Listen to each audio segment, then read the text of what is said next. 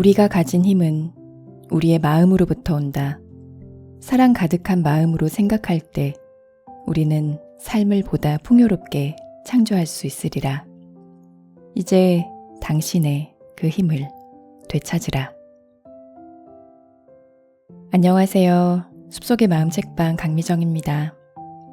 오늘은 어떤 생각들을 마음에 품고 지내셨어요? 저는 제가 꽤 긍정적인 사람인 줄 알았는데 부정적인 생각을 꽤 많이 품고 있다는 걸 책을 읽으며 알아차리게 됐어요. 특히 몸이 아플 때 스스로를 다독이면서 빨리 일어서려고 하기보다는 그래, 나는 이렇게 약해. 한 해 한 해 지날수록 면역력이 떨어지는구나. 아프니까 서럽다. 나는 한 번 아프면 회복이 더딘 사람이지. 이런 생각에 사로잡혀 있었다는 걸 다 낫고 나서 책을 통해서 깨달았어요. 그런 생각에 사로잡혀 몸도 마음도 축 처져서 이번 몸살 감기를 이례적으로 오랫동안 앓았던 것 같더라고요. 아프기 전에는 달리기도 하고 처음 시티 마라톤에 도전해보면서 활기차게 지냈는데도 말이에요. 오늘은 나의 생각이 얼마나 중요한지 새삼 깨닫게 해준 책을 소개해드리려고 해요. 아마도 많이 들어보셨을 루이스 헤이의 책이고요. 제목은 행복한 생각, 펴낸 곳은 한문화입니다. 루이스 헤이는 1981년부터 심리치료 전문가로서 인간이 가진 창조적인 잠재력을 일깨워 사용하는 방법을 알려주면서 많은 사람들의 성장과 자기 치유를 도와왔습니다. 치유, 루이스 헤이의 긍정 수업, 나는 나를 사랑하기로 했다 등 수많은 저서가 있고요. 치유와 영성 분야의 세계적인 베스트셀러 작가로 유명하지만 미국에서는 단순히 작가로서만이 아니라 영성운동의 대표적인 여성 활동가로 손꼽힌다고 합니다. 루이스 헤이 자신이 어릴 적에 성적 학대를 받으면서 비참한 인생을 살았고 또 말기암에도 걸려 죽을 고비를 여러 차례 넘겨왔다고 하는데요. 삶에서 스스로 경험하고 극복한 메시지이기 때문에 더 많은 사람에게 치유와 힘을 줄 수 있는 것 같습니다. 이 책은 감정, 건강, 관계, 믿음, 성장, 잠재의식 등등 주제별로 긍정학원을 할 수 있는 짧은 글들 하나씩 모여있는 구성인데요. 마음을 활짝 열고 편안하게 들으시면서 마음을 정화해 보시면 긍정적인 힘이 내 안에 차오르는 것을 느껴보실 수 있을 거예요. 읽어드릴게요. 행복한 생각. 몸이 전하는 메시지에 귀 기울여라. 변화무쌍한 이 세상에서 나는 모든 분야에 걸쳐 기꺼이 융통성을 발휘하고자 한다. 내 삶과 내가 사는 세상을 질적으로 향상시키기 위해 나는 나 자신과 나의 신념을 변화시킨다. 내가 몸을 어떻게 다루든지 상관없이 내 몸은 나를 사랑한다. 내 몸은 나와 소통한다. 이제 내 몸이 보내는 메시지에 귀를 기울인다. 몸이 보내는 메시지에 주의를 기울이고 필요한 조치를 취한다. 내 몸이 건강을 되찾아 최적의 상태에 이를 수 있도록 물심양면으로 최선을 다한다. 나는 언제든 필요할 때마다 내면의 힘을 불러일으킨다. 삶의 모든 것이 그렇듯 몸도 내면의 생각과 신념을 반영하는 거울이다. 내가 하는 생각 하나하나에, 내가 하는 말 하나하나에 내 모든 세포가 반응한다. 몸, 마음, 정신은 건강을 위한 한 팀이다. 몸은 늘 우리에게 말을 건넨다. 몸의 어느 한 구석이 불편하거나 아프다는 메시지를 받으면 당신은 어떻게 하는가? 약상자에서 적당한 약을 찾아보거나 약국으로 달려갈 것이다. 그러나 그런 반응은 아프긴 뭐가 아파? 닥쳐, 듣고 싶지 않아. 잔말 말고 가만히 있어. 라고 몸에게 말하는 것과 같다. 이런 태도는 몸을 사랑하는 것이 아니다. 몸의 어딘가가 아프거나 뭔가 잘못된 것 같다는 징조를 감지하면 자리에 가만히 앉아서 눈을 감고 다음과 같이 자문해보라. 내가 진정으로 알아야 할 것이 무엇일까? 그리고 얼마간 눈을 감고서 몸의 대답을 기다려라. 몸이 보내는 메시지는 잠을 좀 더 자면 안 될까? 와 같은 간단한 말일 수도 있고, 그보다는 좀 더 심각한 내용일 수도 있다. 오랫동안 몸이 건강하기를 바란다면 몸과 마음과 정신이 건강을 위해 한 팀을 이루도록 해야 한다. 건강할 때는 피로를 모른다. 식욕도 왕성하고 깊이 잠들고 일찍 일어난다. 기억력도 좋고 유머 감각도 좋다. 바르게 생각하고 행동하며 정직하고 겸손하다. 감사할 줄 알고 사랑이 넘친다. 나는 얼마나 건강한가. 내가 맺는 모든 관계는 사랑의 원으로 둘러싸여 있다. 내 가족을 사랑의 원으로 감싸라. 살아있는 사람이든 이미 고인이 된 사람이든 모두 그 원 안으로 들어오게 하라. 내 친구, 내가 사랑하는 사람들, 나의 배우자, 직장 동료, 과거에 만난 적이 있는 사람, 용서하고 싶으면서도 어떻게 해야 좋을지 모르는 모든 사람까지도 그 사랑의 원 안에 포함시켜라. 그 관계를 통해서 서로를 존경하고 배려할 것이며 모든 사람과 훌륭하고 조화로운 관계를 맺겠다고 선언하라. 내가 평화로우며 즐겁고 품위 있게 살 수 있다는 것을 인식하라. 이 사랑의 원이 지구 전체를 에워싸게 하라. 그렇게 되기 위해 우선 마음을 활짝 열어라. 자신 안에 무조건적인 사랑이 들어설 수 있는 자리를 만들어라. 나는 사랑받을 자격이 있다. 나는 아름답다. 나는 힘이 있다. 나는 온갖 좋은 것들과 연결될 수 있도록 내 마음을 연다. 진실로 그렇다. 우리는 모두 선생이자 학생이다. 이렇게 자문해보라. 나는 무엇을 배우고 또 무엇을 가르치러 여기에 왔는가? 나는 내면에서 무슨 일이 일어나는지 주의를 기울인다. 우리 마음은 세상에서 가장 행복하며 힘있는 존재가 될 수 있는 축복의 공간이다. 그런 내면의 공간에 들어가려면 어떻게 해야 좋을까?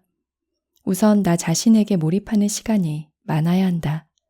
그리고 내가 생각하고 말하는 것이 모두 내게서 비롯된 것이며 그것에 온 우주가 응답하고 또 응답이 내게 되돌아오는 원리를 이해해야 한다. 이제 남은 것은 나 자신을 관조하여 내면에서 무슨 일이 일어나는지 알아차리는 것이다. 어떠한 비판이나 판단도 내리지 말고 나를 있는 그대로 바라보라. 어쩌면 내가 해야 할 일 중에서 가장 어려운 단계일지도 모른다. 어떠한 언급도 유보한 채 침묵하면서 나의 내면에서 무슨 일이 일어나는지만 계속해서 관찰하라. 그냥 지켜보기만 하라. 내면으로 들어가서 그 안에서 이루어지는 일, 즉 내 감정과 반응과 신념에 주목하기 시작할 때 나의 내면 공간은 점점 더 확장될 것이다. 그리고 나라는 존재가 어디에서부터 왔는지를 바라볼 수 있을 것이다. 삶이 어디로 어떻게 흐르고 있는지 바라보라. 그동안의 경험이 자신이라고 착각하지 마라. 나는 지금의 나를 온전히 사랑한다. 사랑은 최고의 지우개다. 사랑이라는 지우개는 아무리 깊이 새겨진 상처라고 해도 말끔하게 지울 수 있다. 사랑이란 이 세상 어느 것보다도 깊고 강렬한 감정이기 때문이다. 때로는 어린 시절에 새겨진 상처가 너무 깊어서 모든 게 그 사람 때문이야. 내가 어떻게 해도 소용없어. 바꿀 수 없어. 라고 말하는 사람도 있다. 그래서는 상처에서 벗어날 수 없다. 거울을 이용해보자. 머리끝에서 발끝까지 거울에 비친 내 모습을 사랑하라. 옷을 입고 있든 벗고 있든 그대로의 내 모습을 사랑하라. 거울 속에 내 눈을 들여다보라. 나 자신을, 나의 내면에 웅크리고 있는 아이를 사랑하라. 마음속에 있는 낡고 부정적인 메시지를 찾아 떨쳐버려라. 그리고 내면에 웅크리고 있는 아이를 부드럽고 친절하게 위로하라. 아이에게 말해주라. 나에게 일어나는 변화는 모두 편안하고 쉽고 재미있는 거야. 내면의 아이를 사랑으로 끌어안으라. 자신의 마음속에 웅크리고 있는 내면의 아이에게 사랑을 보내라. 그 아이는 겁이 나서 두려움에 떨기도 하고 상처를 아파하기도 한다. 때로는 어쩔 줄 몰라서 당황하거나 허둥대기도 한다. 그 아이와 함께하라. 아이를 보듬어주고 사랑하라. 아이에게 필요한 것을 지원해주며 소중히 보살펴라. 무슨 일이 일어나든지 아이와 함께 하리라는 것을 아이가 믿을 수 있도록 하라. 나는 아이를 외면하거나 아이를 내버려두고 달아나지 않을 것이다. 나는 언제나 내면의 아이를 사랑으로 보살필 것이다. 우리 모두의 마음속에는 3살배기 아이가 웅크리고 있다. 불행하게도 우리는 언제나 이 아이에게 화를 내며 윽박지른다. 그러고는 왜 삶이 순탄하지 않은지 그 이유를 모르겠다며 의아해한다.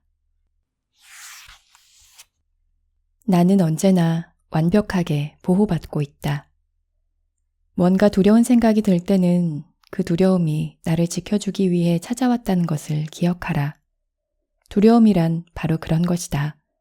겁을 먹으면 몸 안에서는 나를 위험에서 지키기 위해 아드레날린이 분비된다. 그러니 두려움에게 이렇게 외쳐라. 이런 식으로 나를 도와주니 정말 고맙구나. 특정한 두려움이 반복된다면 그 두려움에게 선언하라. 두려움의 실체를 알고 두려움의 감사를 보내라. 그러나 결코 두려움에 무게를 싣지는 마라. 삶이 너무나 근사하다고 느끼는 순간 우리는 뭔가 좋지 않은 일이 일어나 모든 것을 앗아가지 않을까 하는 두려움에 빠지기도 한다. 그것은 지나가는 걱정일 뿐이다. 걱정은 두려움이자 자신에 대한 불신이다. 그런 걱정이 들 때는 잠시 마음을 어지럽게 한 여우비찜으로 여겨라. 찾아와서 고맙다 생각하고 더 이상 신경 쓰지 말고 그냥 흘려보내라. 나는 있는 그대로 완전하다. 나는 넘치지도 모자라지도 않는다. 누구에게든 무슨 일로든 내가 어떤 존재인지를 증명할 필요는 없다. 나는 내 삶이 근원적인 생명의 완벽한 표현임을 알고 있다. 끊임없이 변화하는 삶 속에서 내 정체성도 무수하게 바뀌었지만 삶의 어떤 시기를 들여다봐도 모두 하나같이 완벽한 표현이었다. 나는 지금 이 순간 내가 나로서 존재하는 것에 만족한다. 나는 내가 선택하지 않은 어떤 것도 갈망하지 않는다. 모두 내가 선택한 것이기 때문이다. 다음에는 또 다른 선택을 하면 된다. 나는 지금 이 순간 바로 여기에서 있는 그대로 완전하다. 이것으로 충분하다. 나는 근원적인 삶을 가장 완벽하게 표현하고 있다. 더 나아지려고 버둥댈 필요가 없다. 지금 해야 할 일은 어제의 나보다는 오늘의 나를 더 사랑하는 것뿐이다. 나 자신을 사랑스러운 존재로 여기는 것뿐이다. 내가 스스로를 소중히 여길 때 인간의 생각으로는 상상조차 할 수 없을 정도로 나는 아름답게 피어날 것이다. 인간이 스스로의 위대함을 완성시키는데 사랑은 꼭 필요한 양분이다. 내가 나를 더 사랑할 수 있게 되면 나는 다른 모든 사람들도 더 사랑할 수 있게 된다. 우리는 온 세상에 사랑이라는 양분을 공급하고 세상은 더욱 아름다워진다.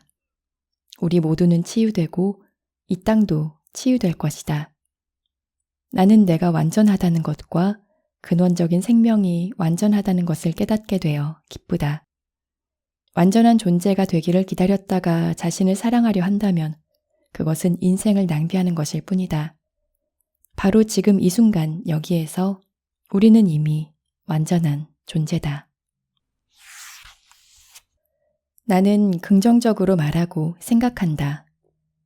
말이 가진 힘을 진정으로 이해한다면 말을 하는데 신중을 기하게 될 것이다. 언제나 적극적이고 긍정적인 말만을 하게 될 것이다. 우주는 내가 무슨 말을 하든 그래 맞아 라고 말한다. 내가 그리 대단한 존재가 아니고 내 인생이 나아질 리가 없으며 내가 원하는 것은 좀처럼 얻지 못할 거라고 믿는다면 우주는 그런 생각에도 그래 맞아 라고 반응할 것이다.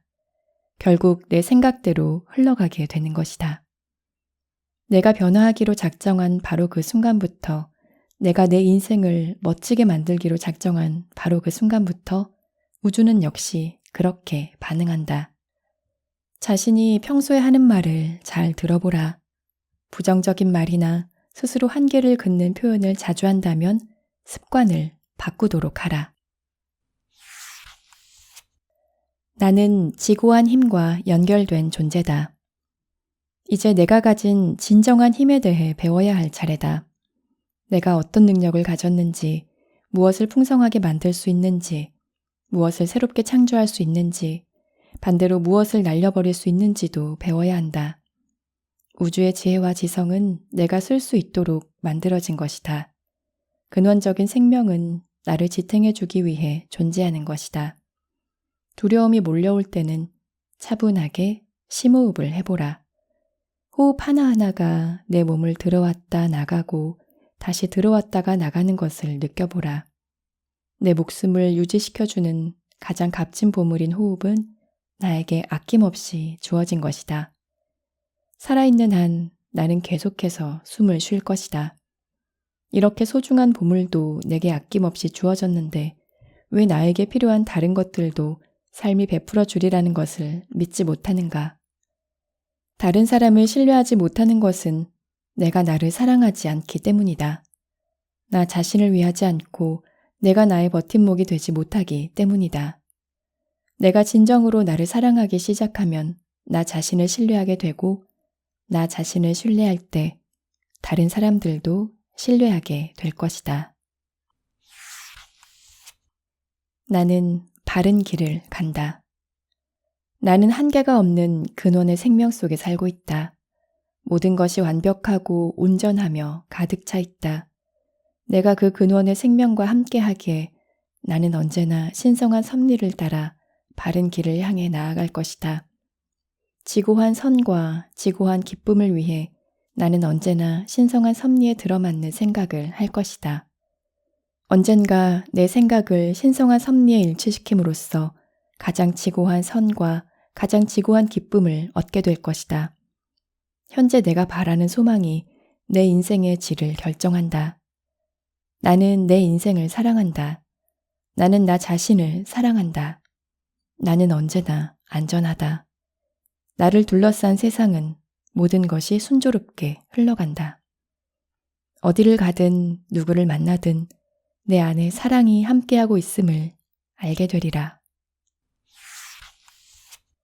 나는 내 안에 있는 지혜를 믿는다. 유일한 지혜가 있다.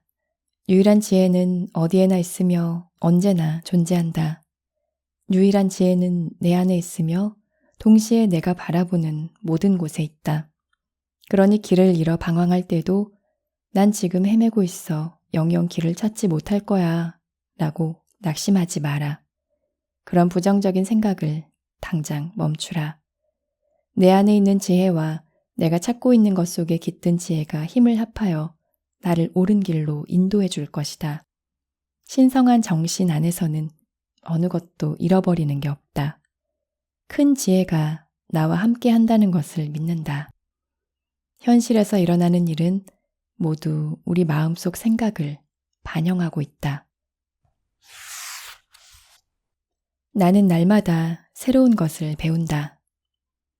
우리 아이들이 온갖 전쟁이 언제 일어났는지 그 연대기를 달달 외우는 대신에 생각하는 법이나 자신을 사랑하는 법, 또 누군가와 사이좋게 지내는 법이나 현명한 부모가 되는 법, 재산을 잘 관리하는 법, 건강을 돌보는 법에 대해 배운다면 어떨까?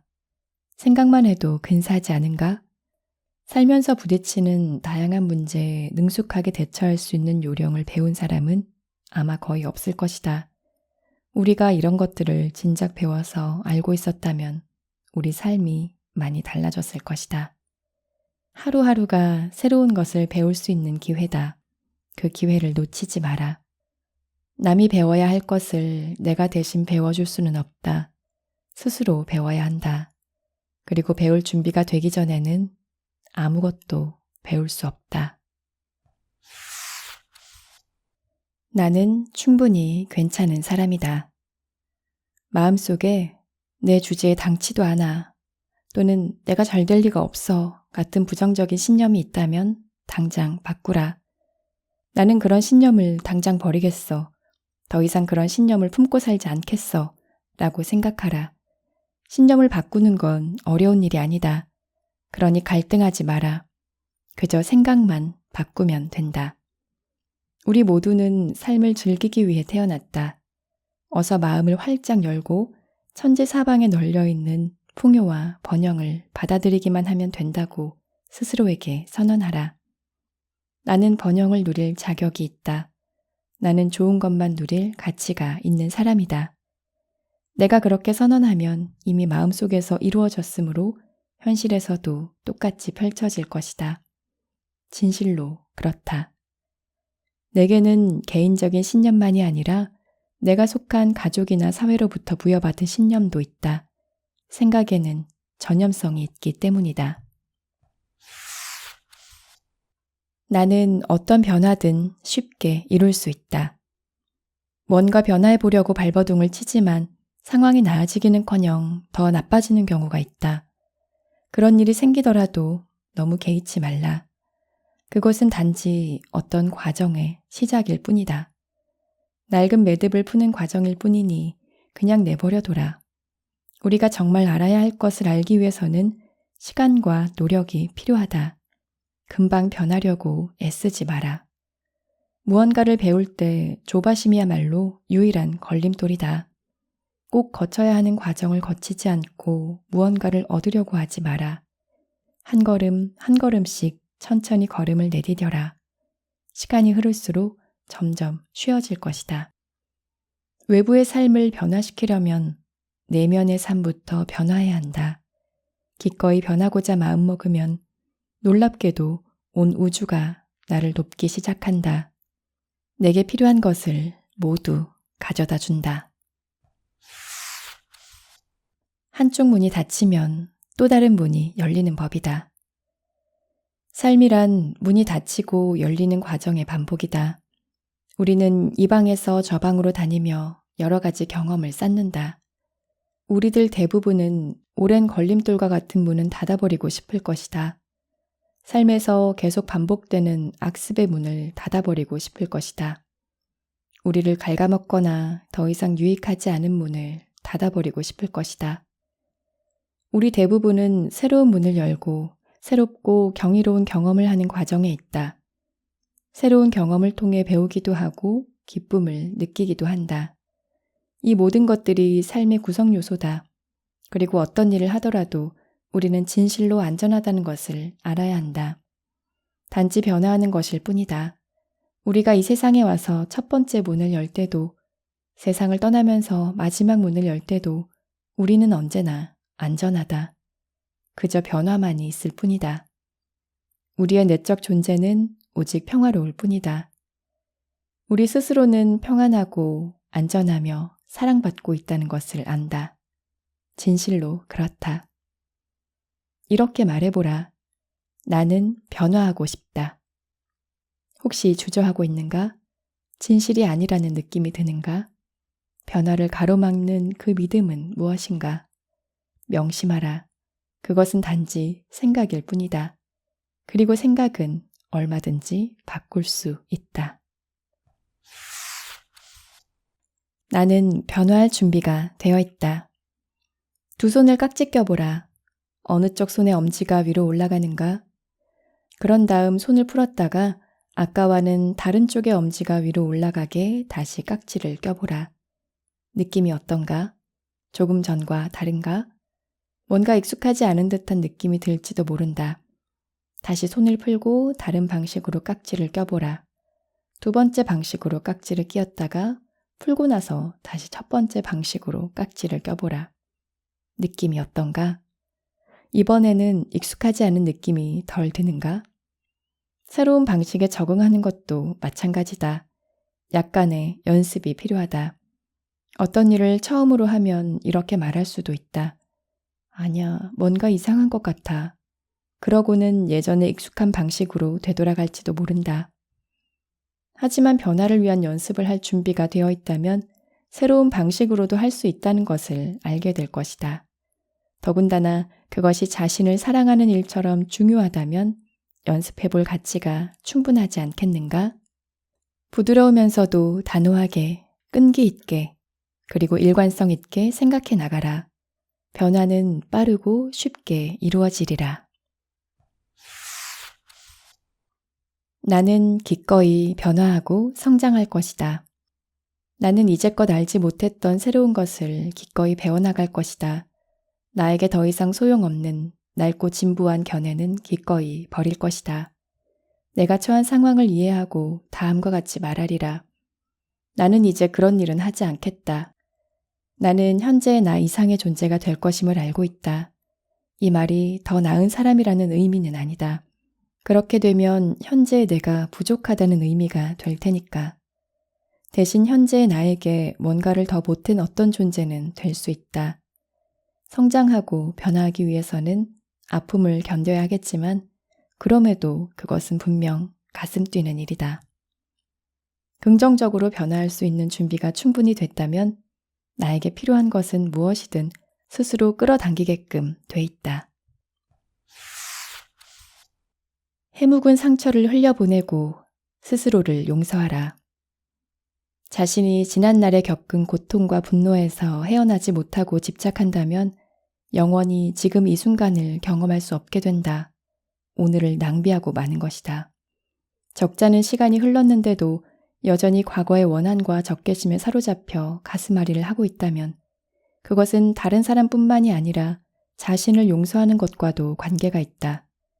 과거의 상처에 집착하는 일은 현재의 자신에게 벌을 주는 행위와 다를 바 없기 때문이다. 사람들은 종종 지난날의 고통과 분노에 집착하는 방식으로 자신만의 정의감에서 비롯된 원한의 감옥에 스스로를 감금한다. 정의롭길 원하는가? 행복해지기를 원하는가? 해묵은 상처는 흘려보내고 스스로를 용서하라. 자신을 벌하는 일을 당장 그만두라. 복수를 한다고 해서 예전으로 되돌아갈 수 있는 것은 아니기에 결국 우리가 얻는 것은 아무것도 없다. 내게서 나온 것은 다시 내게로 돌아오기 때문에 복수의 악순환은 끝이 나야 한다. 나는 이제부터 내 장점만을 보겠다. 나는 이제부터 부정적이고 파괴적이며 두려움으로 가득 찬 생각을 내 인생과 마음에서 모두 몰아내기로 한다. 누군가 해로운 생각을 입에 올리더라도 귀를 기울이지 않을 것이며 해로운 대화가 벌어져도 참여하지 않을 것이다. 마음은 스스로 상처받는 것을 허락하지 않는 한 상처받지 않는다. 지금 나는 내가 상처 입지 않을 것이라고 믿기에 어느 누구도 나에게 상처를 입힐 수 없다. 아무리 그럴듯해 보여도 나를 해롭게 하는 감정에는 빠져들지 않으리라. 나를 화나게 하거나 두렵게 만드는 어떠한 일에도 빠져들지 않으리라. 이제 파괴적이거나 부정적인 생각이 나를 지배하지 못하리라. 죄의식을 가진다고 해서 과거를 바꿀 수는 없다. 나는 이제부터 인생에서 내가 창조하고 싶은 것만을 생각하고 말할 것이다. 내가 원하는 일을 할 수 있도록 나는 만반의 준비가 되어 있다. 나는 나를 창조한 근원적인 힘과 하나다. 나는 안전하다. 나를 둘러싼 세상은 모든 것이 순조롭게 흘러간다. 난 나쁜 사람이야 같은 부정적인 생각은 부정적인 감정을 불러일으킨다. 그런 생각을 멈추면 그런 감정도 생기지 않는다. 생각을 바꾸고 나서 감정이 어떻게 흐르는지 지켜보라. 우리가 하는 일은 모두 신의 섭리다. 우리가 하는 일은 모두 신의 섭리다. 신의 섭리는 신성한 사랑에서 비롯되며 사랑으로 유지되는 유일한 정신이다. 우리가 직장에서 일하는 이유도 이 신성한 섭리, 신의 섭리 때문이다. 왜냐하면 지금 이 순간 이 장소에 존재하는 것 자체가 우리 각자의 신성한 권리이기 때문이다. 우리 모두는 신성한 조화 속에서 가장 생산적이고 즐거운 방식으로 함께 나아간다. 신성한 사랑이 우리를 이곳으로 인도했다.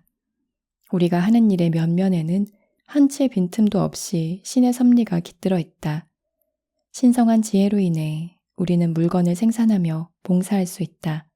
신성한 사랑 덕분에 도움을 원하는 사람에게 기꺼이 도움을 줄 수 있다.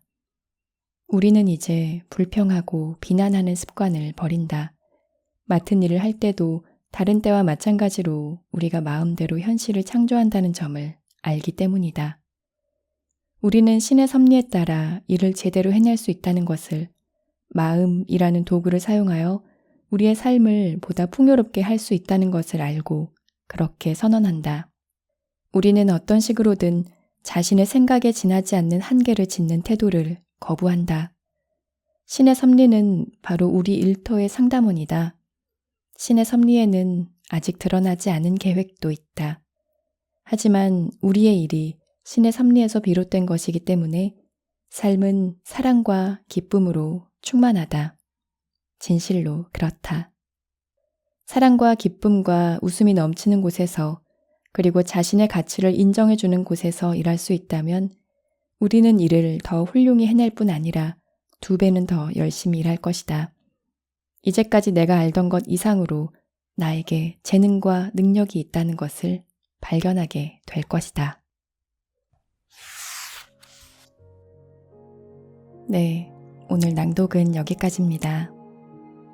내 마음속에 긍정의 힘이 차오르는 게 좀 느껴지셨나요? 저는 인간이 스스로의 위대함을 완성시키는데 사랑은 꼭 필요한 양분이다 라는 말이 특별히 와닿았어요. 내가 나를 더 사랑할 수 있게 되면 다른 사람도 더 사랑할 수 있고, 사랑을 받은 우리가 이 세상에 양분을 공급하고 우리가 치유되고 이 땅도 치유될 것이라고 하는데, 그게 제가 추구하는 것이기도 하거든요.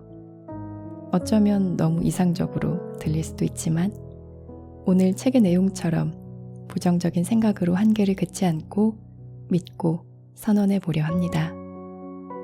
오늘도 숲속의 마음 책방에 찾아주셔서 고맙습니다.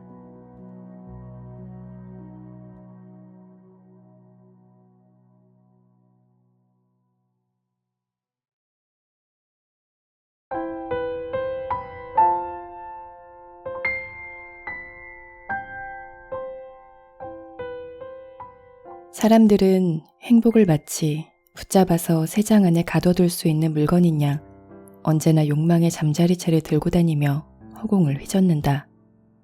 그러나 행복이란 줄에 묶인 애완견이 아니라 어깨 위에 앉은 매와 같다. 주인은 매와 함께할 수는 있지만 매를 소유할 수는 없다. 그것은 언제든지 날아갈 수 있고 또 언제든지 돌아올 수 있다. 안녕하세요. 숲속의 마음 책방 강미정입니다. 오늘 하루 행복하셨나요? 행복하셨다면 무엇이 날 행복하게 만들었나요? 저는 오늘 누군가가 정성스럽게 만들어준 음식, 그리고 파란 하늘, 오랜만에 온 반가운 연락이 저를 행복하게 했던 것 같아요. 오늘 소개해드릴 책이 바로 무엇이 나를 행복하게 만드는가입니다. 펴낸 곳은 북플레저, 그리고 리처드 라이더와 데이비드 샤피로가 함께 지었습니다. 이 책은 프롤로그에서 재미있는 이야기로 시작해요. 동부 아프리카의 고원지대를 탐험하던 저자의 일행이 지칠 대로 지쳐 쓰러지기 일보 직전이었을 때 근처 마을에서 마사이족의 한 남자를 만났대요. 이 남자는 창 한 자루와 가축을 돌보는 막대기 하나만 들고 있었는데, 저자가 커다란 배낭을 메고 있어서 도대체 그 안에 무엇이 들어있는지 마사이족의 남자가 너무 궁금해했어요. 저자는 첨단 소재로 만든 가볍고 수납이 좋은 최신 배낭 안에 여행에서 꼭 필요한 갖가지 물건을 철저히 준비해서 넣었던 터라 그 물건들을 모두 꺼내어 자랑했습니다. 비상약, 각종 식기, 가위, 칼, 방향탐지기, 천체망원경, 방수봉투 등등 한없이 쏟아져 나왔죠. 마사이족의 남자는 이 짐들을 하나하나 뜯어보고는 이런 질문을 던졌습니다. 이 모든 것이 당신을 행복하게 해줍니까? 그때 저자는 온몸이 굳어버렸다고 해요. 자기도 몰랐던 가치관의 급소를 단숨에 찔린 느낌이었던 거죠. 그리고 다음날 자기 삶의 핵심 가치관들을 하나하나 다시 확인하며 너무 무거웠던 배낭을 다시 꾸리고 필요 없다고 생각되는 물건들을 골라내기 시작했답니다. 저자는 이렇게 말해요. 당신의 가방 안에 무엇을 담아야 할까? 그것이 바로 이 책에서 말하고 싶은 이야기의 전부다. 행복하게 살기 위해서 우리의 인생의 짐을 어떻게 꾸릴지 이 책을 읽어보시면서 명쾌한 지혜를 얻어보시길 바랍니다. 오늘은 그 중에서 제가 아직 가방에 담지 못했던 하지만 꼭 담고 싶은 그 한 가지를 소개해 드릴게요. 1장. 무엇이 나를 행복하게 만드는가? 당신의 웃음은 어디에? 영화 굿바이 뉴욕 굿모닝 내 사랑의 주인공 미치 로빈스는 일더미에 파묻혀 살아가는 광고 세일즈맨이다. 어느 날 사는 게 지긋지긋해진 그는 평생 바라던 일을 저질러 보기로 작심한다. 친구 2명과 함께 서부의 목장으로 카우보이 체험을 떠나기로 한 것이다. 그러나 막상 떠날 시간이 다가오자 그는 과연 자신이 이 여행을 진정 원하는지 고민에 빠진다. 이렇게 잡다한 일상과 인생의 고초를 짊어지고 떠나는 것이라면 값진 여행은커녕 고생길만 될 텐데. 하지만 그의 아내는 망설이는 그에게 무조건 떠나라고 한다. 떠나야 해요. 잃어버린 당신의 웃음을 되찾기 위해서 꼭 떠나야 해요. 남편이 예전처럼 유머 감각을 되찾는 것이야말로 그 어떤 일보다 중요하다는 사실을 그녀는 알고 있었다. 결국 미치는 여행을 떠났고 그제야 비로소 아내의 말이 옳았다는 사실을 알게 된다. 그는 웃음의 가치가 어떤 것인지, 웃음 하나로 인생이 얼마나 달라지는지 새삼 깨닫게 된다. 물론 영화가 끝날 때까지 그의 생활은 하나도 달라진 것이 없다. 그러나 모든 것이 변해 있었다. 전과 똑같은 일을 하고 똑같은 가족과 식사를 하며 똑같은 문제와 씨름하지만 웃음을 되찾은 덕분에 그는 그 모든 일을 새로운 기쁨으로 대하게 된 것이다. 오늘날 우리 주변에는 아직 떠나지 못한 미치가 너무도 많다. 그들의 공통점은 웃음을 잃어버렸다는 것이다. 기쁨은 없고 고등학교 수학 시간처럼 지루하고 단조로운 날들만 되풀이되고 있다. 앞으로도 끝없이 반복될 것 같은 이 지루한 삶을 생각하면 맥이 빠지고 만다. 덫에 걸려 꼼짝할 수 없는 삶의 한가운데에 나만 덩그라니 홀로 던져진 기분이다. 사는 신용은 하지만 삶에는 이미 생명이 느껴지지 않는다. 그저 한숨만 나와 이제는 재미란 것이 뭔지도 모르겠어. 과연 우리 삶을 행복하게 하던 그 많은 재미가 모두 다 사라져버린 것일까? 사실은 재미가 사라진 것이 아니라 우리가 재미에 너무 중독되어 있는 것이다. 모든 중독성 물질이 그러하듯 사람들은 재미에 대해서도 오랫동안 내성을 키워왔다. 그래서 재미있는 일을 하면서도 재미를 못 느끼고 있다. 정말로 잃어버린 것은 재미와 즐거움이 아니라 그것을 느끼는 감각이다. 재미있는 사람과 함께 있고 재미있는 일도 하면서 모두 재미없다고 말하는 것은 바로 그 때문이다. 나를 나답게 하는 것은 무엇인가? 사람들은 활기와 행복에 꼭 필요한 미묘하고도 결정적인 요소를 잃어버렸다. 그것은 바로 독창성이다. 나를 진정 나이게 하는 것, 나를 남과 다른 존재로 만들어주는 독창성은 도대체 어디로 갔단 말인가? 20세기의 유명한 교육자이자 심리학자인 알프레드 아들러는 독창성이야말로 행복하고 충만한 라이프 스타일을 유지시키는 필수 요소라고 했다. 하지만 어처구니 없게도 그가 만든 신조어 라이프 스타일은 이제 거의 독창성의 반대 개념이 되고 말았다. 오늘날 라이프 스타일이란 쇼핑몰에서 사들이는 물건, 즉 행복을 위해 꼭 필요한 물건처럼 인식되고 있다. 이렇게 공장에서 틀에 넣고 찍어낸 보편적이고 표준화된 행복에 만족할 수 있을까?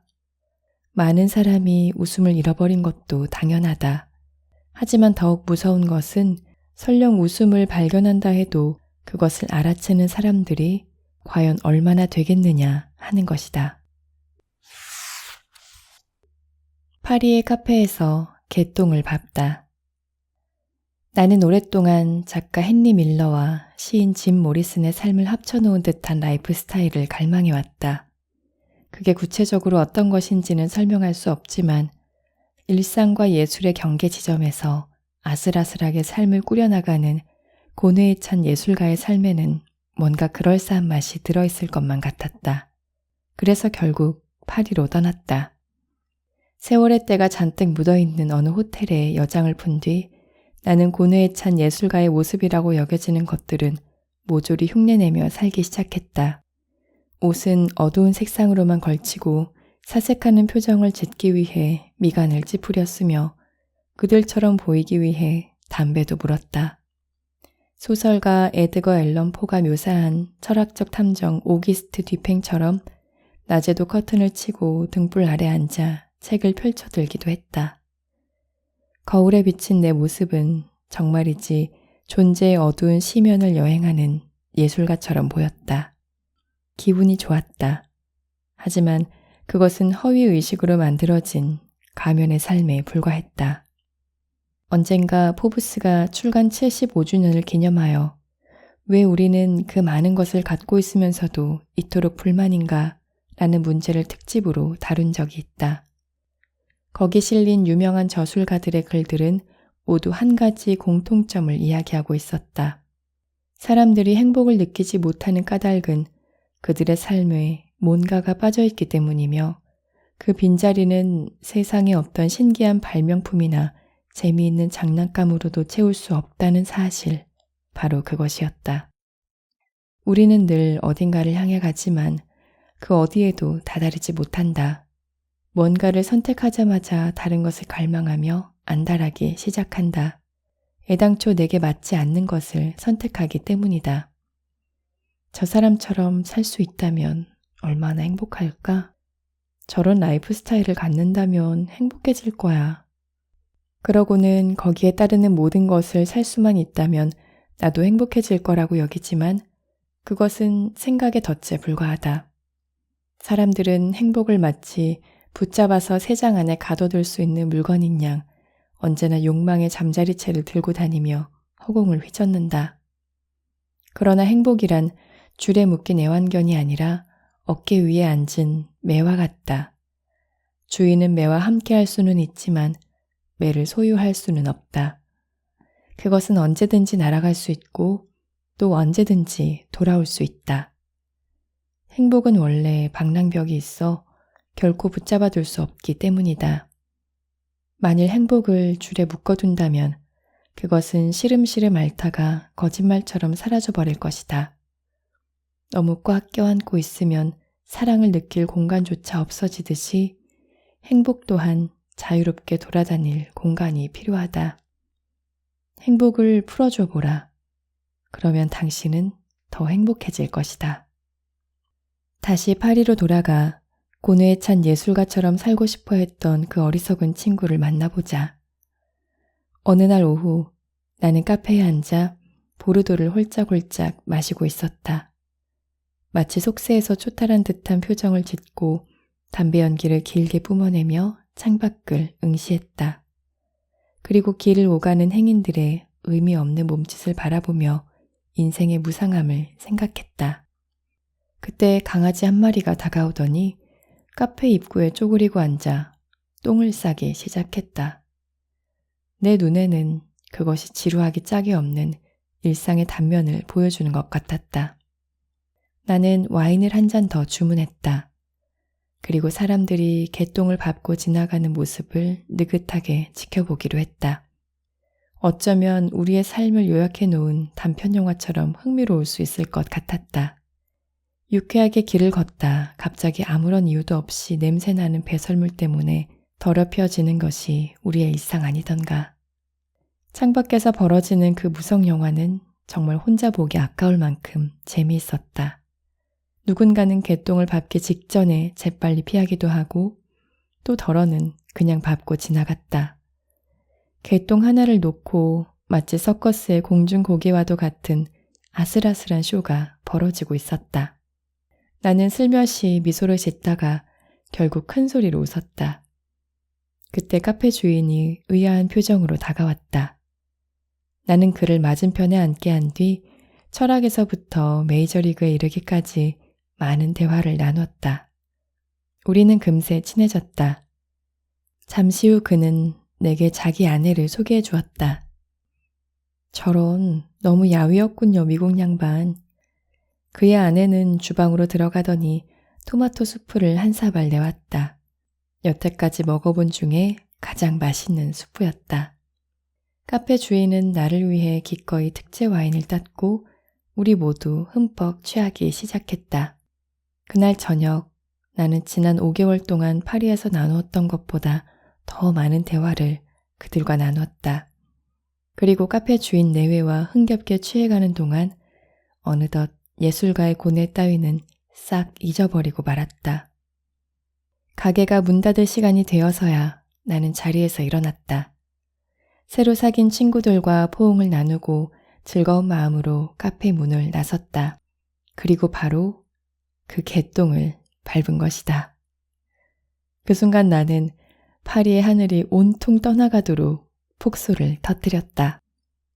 그렇게 나는 웃음을 되찾았고 그 웃음은 파리에서 돌아온 뒤에도 오랫동안 내게서 떠나지 않았다. 만일 길을 가다 개똥을 밟게 된다면 크게 웃어보라. 그리고 자신의 라이프 스타일이 과연 내게 맞는지 생각해보라. 어쩌면 개똥이란 자신에게 솔직해지라는 신호일지도 모른다. 피에로의 가면을 쓰면 웃을 수 있을까? 영화 007의 주인공 피어스 브로스넌이 멋진 정장을 입고 우아하게 보드카 마티니를 마시고 있다. 이 한 편의 광고가 전파를 타는 동안 TV 앞에 앉아있던 내 친구는 배우가 입은 양복을 이미 마음속으로 주문하고 있었다. 잠시 후 친구는 캔맥주를 따려다 갑자기 근처 술집으로 달려가 이렇게 주문했다. 보드카 마티니, 젓지 말고 흔들어서. 아무렴 무슨 상관이랴. 적어도 그날 저녁만큼은 007 주인공처럼 매력적인 남성이 된 기분에 한껏 젖어들 수 있었다.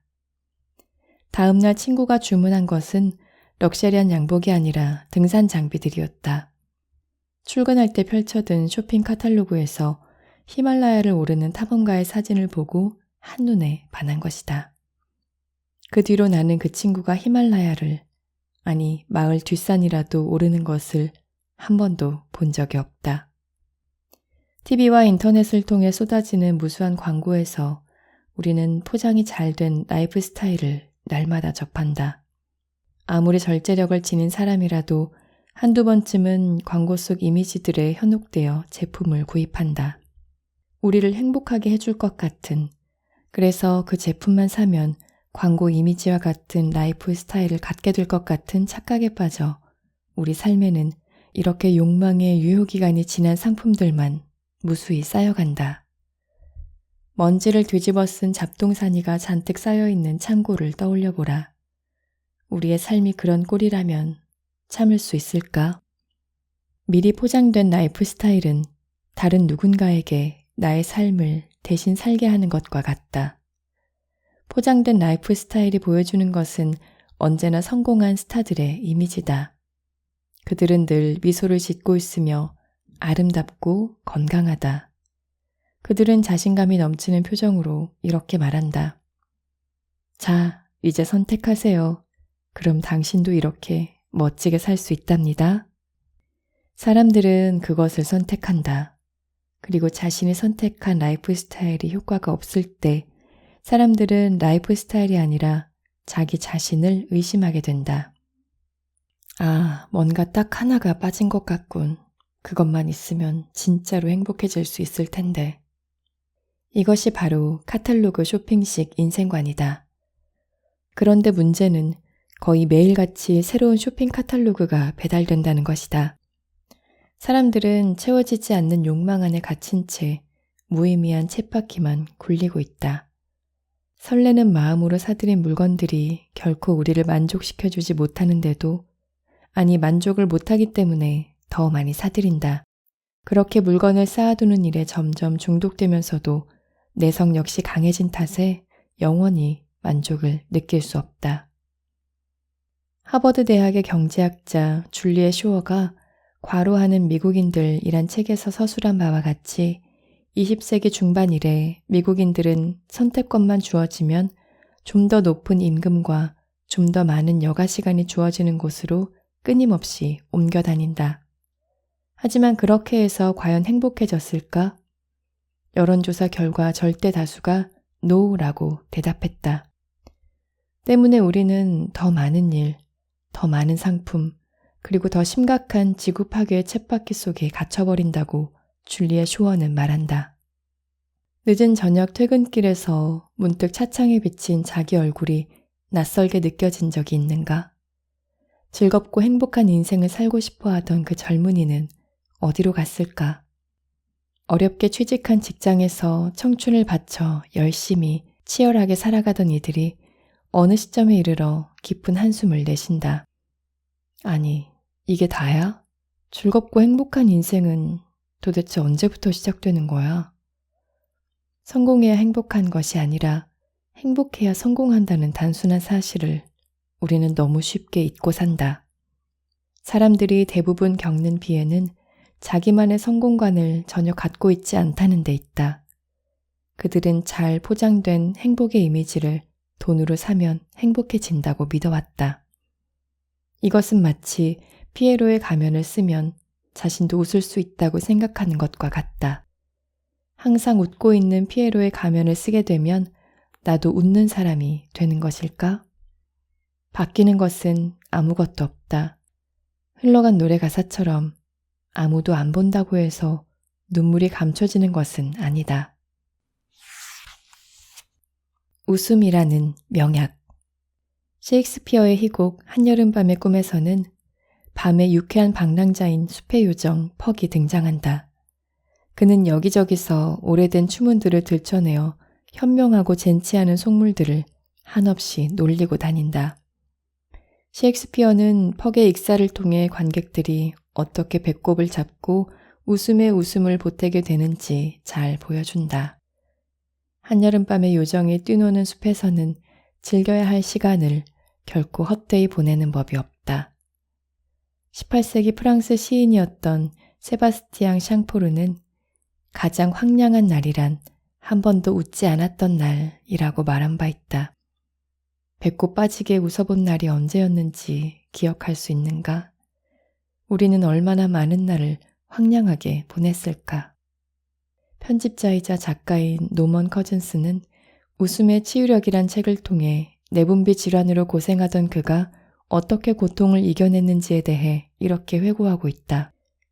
한 10분 동안 배꼽이 빠질 정도로 웃고 나면 실제로 진통 효과가 있으며 최소한 2시간 정도는 고통 없이 잠을 잘 수 있다는 사실을 발견했다. 그가 자신을 위해 고안해낸 치료법은 유명한 희극 배우 막스 형제의 코미디 영화를 보는 것과 유머책을 읽는 것이었다. 그러나 병실에서의 웃음요법에는 한 가지 부작용이 있었다. 그것은 다른 환자들에게 방해가 된다는 점이었다. 웃지 않는 환자들에게 타인의 웃음은 방해가 될 수밖에 없다. 여기에 대해 노먼은 대형 TV가 없었다는 게 못내 유감이었다고 수레한다. 왜냐하면 웃음은 혼자보다 함께 웃을 때 더 효과가 커지기 때문이다. 노먼 커즌스는 웃음으로 건강을 되찾는 과정에서 뜻밖의 선물까지 얻었다. 웃음이라는 명약을 규칙적으로 복용하다 보니 감정 표현을 훨씬 잘하게 됐다. 실컷 웃고 나면 온몸의 긴장과 정신적 스트레스가 풀리게 되는데 이때 꼭꼭 숨겨둔 감정들을 쉽게 밖으로 끌어낼 수 있게 된다는 것이다. 좋은 감정이든 나쁜 감정이든 마음에 쌓아두면 결국 질병의 씨앗이 된다는 것은 누구나 아는 사실이다. 성형수술로 얼굴을 얼마든지 고칠 수 있지만 기술이 아무리 발달해도 웃지 않는 얼굴을 웃는 얼굴로 바꿀 수는 없다. 잘 웃는 사람들은 누구나 명랑하고 다정한 인상을 지니고 있다. 19세기 영국의 철학자 토머스 칼라일은 진심으로 그리고 온몸으로 웃는 사람은 절대로 구제불능의 악한이 되지 않는다 라고 했다. 반면에 유머를 잃은 사람들은 대체로 너그럽지 못하다. 감정적으로 딱딱한 틀 안에 갇혀있는 삶은 어둡고 음산하기만 하다. 그런 틀을 단숨에 깨뜨려 버리는 것이 바로 웃음이다. 인간이 지닌 것 중에 웃음만큼 놀랍고 즐거운 반전의 힘을 지닌 것이 또 있을까? 지금 당장 웃어보라. 기분이 한순간에 바뀌게 된다. 지루하고 답답한 마음으로 출근길을 서두를 때 찰리 채플린을 떠올려보자. 그는 이렇게 말했다. 걸음걸이 하나만 바꿔도 관객들은 폭소를 터뜨립니다. 당신의 삶을 관객의 입장에서 상상해보라. 당신이 흑백 무성 영화의 주인공이라면 자신을 어떻게 웃길 수 있을까? 채플린이 우리에게 가르쳐준 것은 살짝만 바꿔도 폭소를 터뜨릴 수 있다는 단순한 발견이었다. 웃어야 가방을 제대로 꾸릴 수 있다. 세렝게티의 원주민 마을에서 코이에를 처음 만나던 날, 그 서먹서먹하고 긴장된 분위기를 한순간에 날려버린 것은 웃음이었다. 그리고 밤늦도록 이야기를 나누고 다음 날 뜨거운 땡볕 아래 먼지를 뒤집어 써가며 걷는 동안에도 코이에의 얼굴에서는 잠시도 웃음이 떠나지 않았다. 어떻게 하루 종일 웃으며 살 수 있는지 그저 의아해하다가 짐이 잔뜩 들어있는 배낭을 가볍게 줄이고서야 나도 코이에처럼 웃을 수 있게 됐다.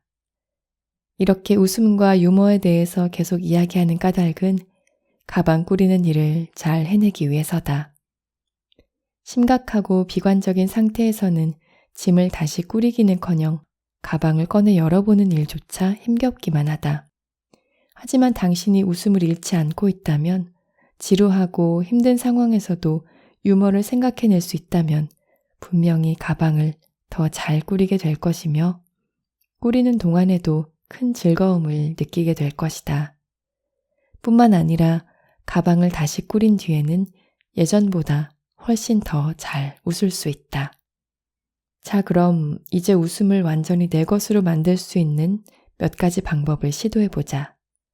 만일 당신이 창의적이거나 남들의 이목에 기죽지 않는 성격이라면 좀 더 큰 효과를 얻을 수 있다. 그렇지 않더라도 별 문제는 없다. 웃음이란 아무리 작게 시작하더라도 결국은 박장대소로 이어질 테니까. 스마일 시즌을 만들자. 오랫동안 웃어보지 못한 사람이라면 첫 웃음이 쉽지 않다. 일단 웃음을 터뜨릴 수만 있다면 계속해서 웃기란 훨씬 쉽다. 마치 1단 기어를 놓고 자동차를 굴러가게 하기까지는 큰 힘이 들다가도 2단, 3단으로 올라갈수록 속도 내기가 쉬워지는 것과 같다. 당신의 내면에는 언제나 웃음 폭탄이 대기하고 있다. 그 내관을 건드릴 수만 있다면 당신은 배를 잡고 뒹굴 만큼 폭소를 터뜨릴 수 있다. 그러기 위해서는 화분에 물을 주듯 자신을 위해 웃음거리를 계속 제공해야 할 것이다. 일주일 혹은 한 달 정도의 기간을 스마일 시즌으로 정해보는 것은 어떨까?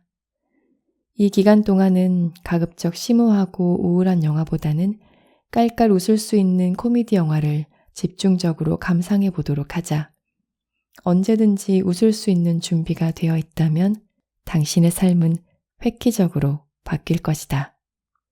나를 우스꽝스럽게 코디해보자. 우울한 사람들의 공통점은 늘 똑같은 옷을 입는다는 것이다.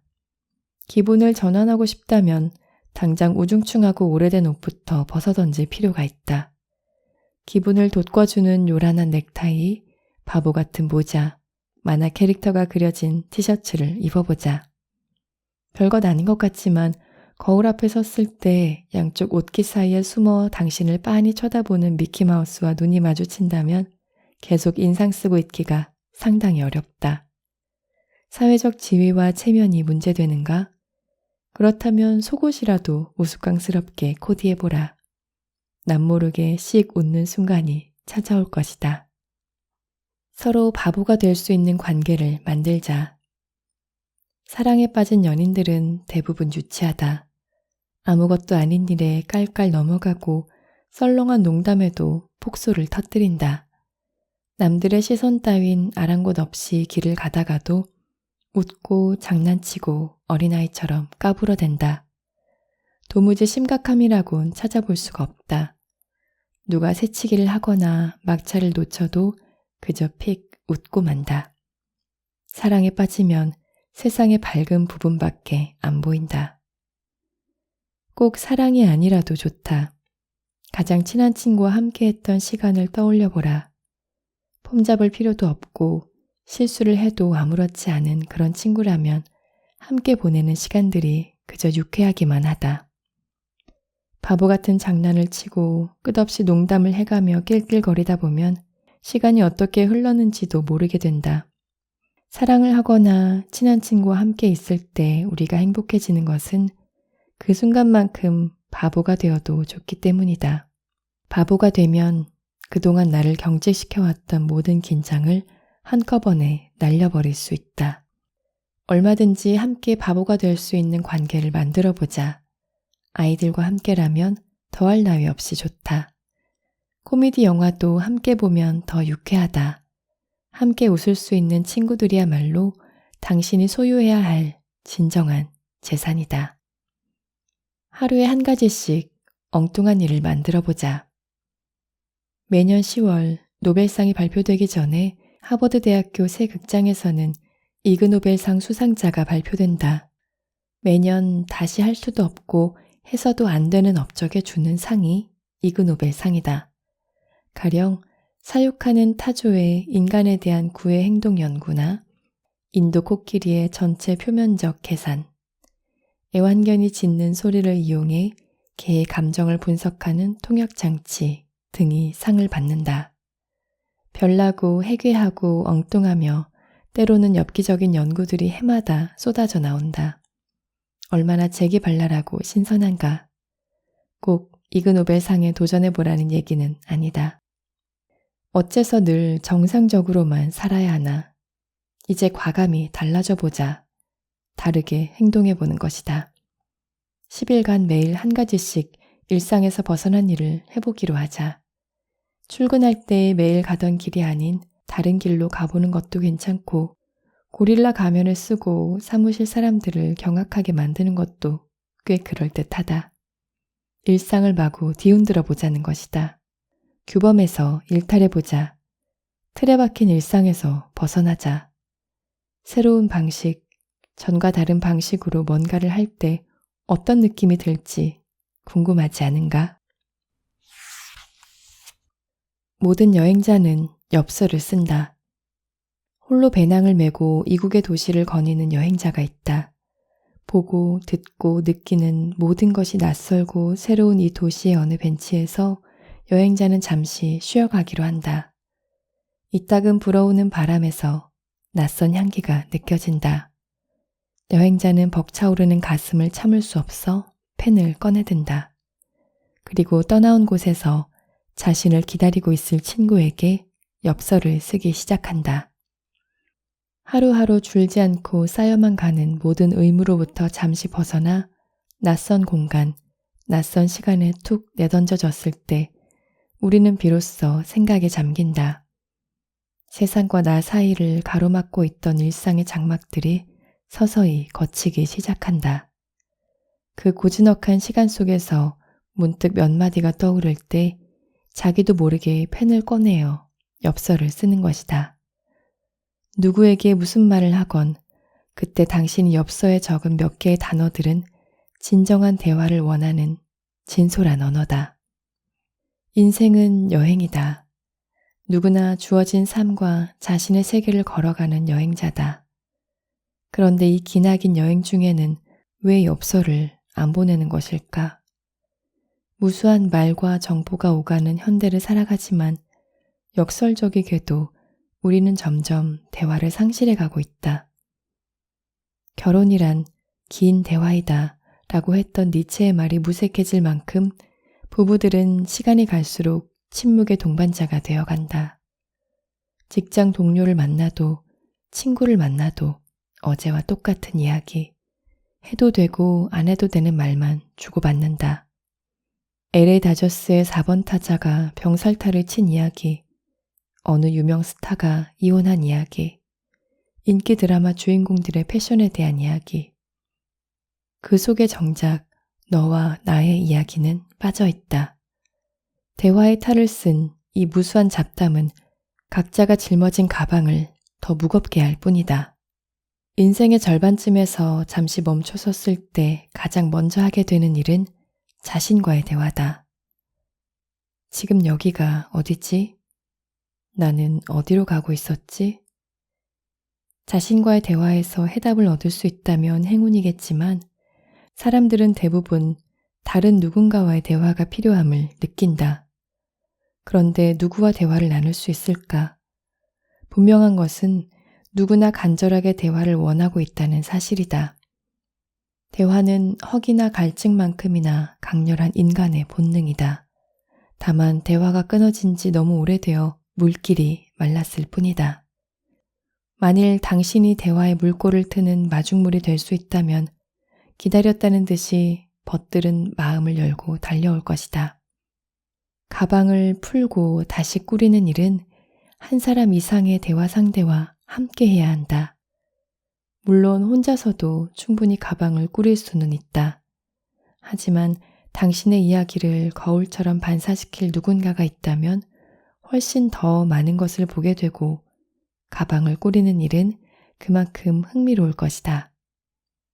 가방을 다시 꾸리는 데 있어 마음과 마음이 만나는 진짜 대화가 필요한 까닭은 그것이야말로 당신이 들고 있는 짐에 대한 진지한 성찰의 시간을 만들어주기 때문이다.